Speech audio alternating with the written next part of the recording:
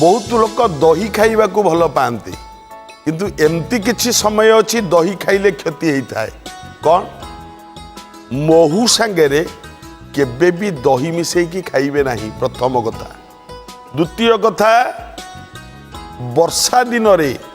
आषाढ़ श्रावण भाद्रव ये जो 3 मास 4 मास वर्षा दिनिया कि झड़ी वर्षा समय रे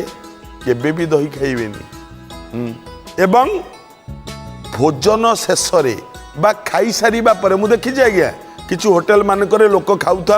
खाई सारिया परे दही को धरी खाती नहीं खाई सारिबा परे केबे भी दही खाइबे नहीं खाइबा पूर्वरु खातु नले खाइबा मझिरे खातु खाई सारिबा परे वर्षा दिन रे वर्षा होउथुबा बेलरे एवं महू सहित दही केबे खाइबे नहीं।